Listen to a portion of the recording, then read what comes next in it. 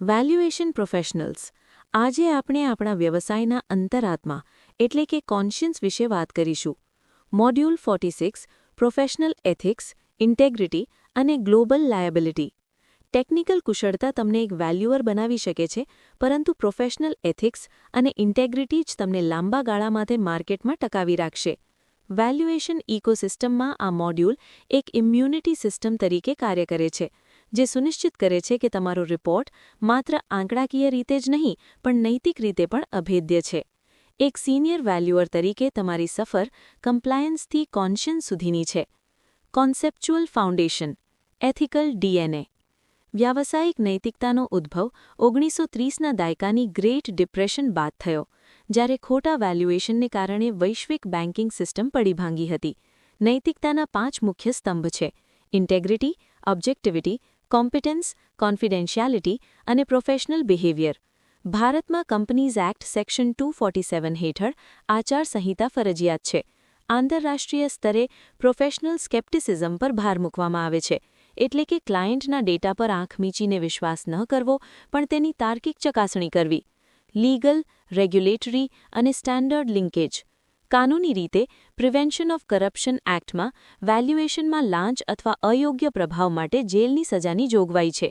આંતરરાષ્ટ્રીય સ્તરે આઈવીએસ code of ethics અને આરઆઈસીએસ રેડ બુક સ્વાયત્તતા અને નિષ્પક્ષતાના સિદ્ધાંતો સ્થાપિત કરે છે. અદાલતો વેલ્યુઅરને an officer of the court તરીકે જુએ છે, જેની પ્રથમ ફરજ સત્ય પ્રત્યે છે, ક્લાયન્ટ પ્રત્યે નહીં.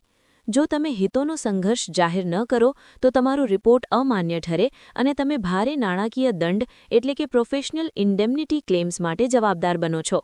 માર્કેટ ઇન્ટેલિજન્સ અને બિહેવિયરલ બાયસ.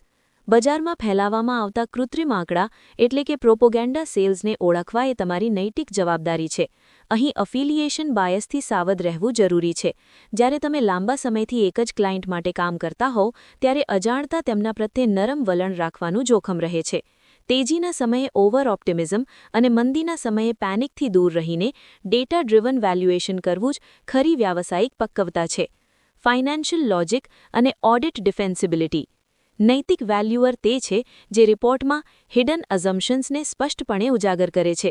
જો તમે કોઈ કાયદાકીય વિવાદ છુપાવીને ઊંચું વેલ્યુએશન આપો છો તો તે નાણાકીય ગુનો છે. ઓડિટ વખતે તમારે સાબિત કરવું પડશે કે તમારા આંકડા પાછળ કોઈ અયોગ્ય ફાઇનાન્શિયલ ઇન્સેન્ટિવ ન હતું. ગેરમાર્ગે દોડતા આંકડા એટલે કે વિન્ડો ડ્રેસિંગ કરવાથી તમારી ગ્લોબલ લાયબિલિટી અને જોખમ બંને વધે છે. Valuation judgment, conservative versus aggressive. Professionally advisable છે કે તમે ક્લાયન્ટના ડેટાને સ્વતંત્ર રીતે વેરીફાઈ કર્યા વગર ન વાપરો. અગ્રેસિવ વેલ્યુએશન ટૂંકા ગાળાનું નફો આપી શકે પણ બેંક ફ્રોડ કે લિટિગેશનમાં ફસાવવાનું 90% જોખમ લાવે છે, જ્યારે કન્ઝર્વેટિવ અપ્રોચ તમને માર્કેટમાં હાઈ ઇન્ટેગ્રિટી વેલ્યુએસ તરીકેની છાપ અને મજબૂત કાનૂની રક્ષણ પૂરું પાડે છે. પ્રેક્ટિકલ સિનારીઓ અને રેડ ફ્લેગ્સ. ઇન્ડિયન કોન્ટેક્સ્ટમાં, જો કોઈ પ્રમોટર નેટ વર્થ વધારવા માટે વેલ્યુ 20% વધારવા દબાણ કરે તો સાચો રસ્તો પ્રોફેશનલ વિડ્રોઅલ છે, એટલે કે અસાઇનમેન્ટ છોડી દેવું.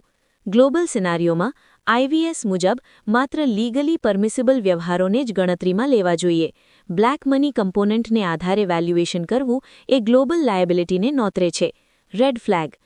જો ક્લાયન્ટ વેલ્યુએશન ફીને ફાઇનલ વેલ્યુ સાથે લિંક કરવાની વાત કરે એટલે કે કન્ટિન્જન્ટ ફી, તો તે ગંભીર ચેતવણી છે અને તરત જ કામ બંધ કરવું જોઈએ. Case study. Hospital liquidity. એક એનપીએ થયેલી હોસ્પિટલના વેલ્યુએશનમાં માલિકે વેલ્યુઅરને પર્સનલ લોનની ઓફર કરી, જેથી લિક્વિડેશન વેલ્યુ ઊંચી આવે. વેલ્યુઅરે આ લાંચ ફગાવી દીધી અને પારદર્શક રીતે રિપોર્ટ તૈયાર કર્યો. જ્યારે ઓડિટ થયું ત્યારે વેલ્યુઅરની ઇન્ડિપેન્ડન્સ સાબિત થઈ અને તેની પ્રતિષ્ઠા આખા બેન્કિંગ સેક્ટરમાં ટોચ પર પહોંચી.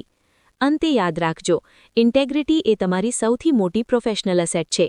તમારું એક નૈતિક ડિસ્ક્લોઝર જ તમને કાનૂની વિવાદો સામે ઢાલ બનીને બચાવશે.